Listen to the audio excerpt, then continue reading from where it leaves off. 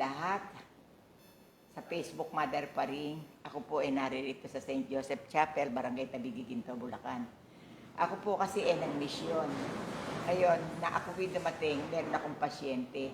Kaya lang po, nang maano ko po ang kanyang tungkol sa prostate at saka sa colon. Ngayon po, ako po, bago gumusar, ako po ay nagdadasal. Kaya ito po ang aking pangunguna. Lahat po ng may karamdaman.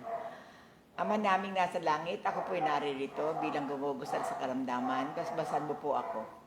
Gagampanan ko po ito sa pamamagitan mo, ituro mo po sa akin na walang magaganap kahit ano.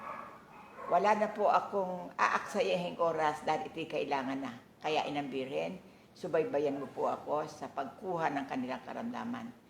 Hindi po nawawala ang aking matinding pag-asa na ang mga may karamdaman tao na nagpupunta dito matutulungan ko. Sila po'y naniniwala, hindi po sila magpupunta dito kundi sila lubos na naniniwala sa mahal na Panginoon. Kaya ako naman po gagalaw din sa aking nalalaman. Maraming po salamat. Magandang gabi po. O ate, ano sasabihin mo tayo? Magandang gabi po. Sige. Magandang gabi po. Okay. Salita ka. Nandito po kami ngayon kay Lamay Karin para ipagamot po namin itong asawa ko. Sana po matulungan po niya sa kanyang karamdaman. Salamat po. Ikaw, tayo ka nga. Pray mo. Magandang gabi po. Magandang gabi po ulit.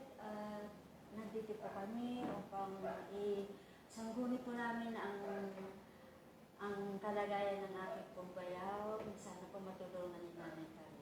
Maraming pong salamat. Okay.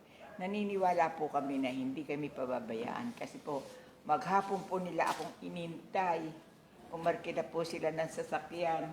Kaya po, siyempre po, hindi ko naman din po sila pababayaan. Kahit na po gabi na, gagawin ko po. Tiwala po ako, mahal na Panginoon, na hindi mo po ako pababayaan. O sige, dumalaw ako sa inyo sa aking mga nagpa-follow up sa akin.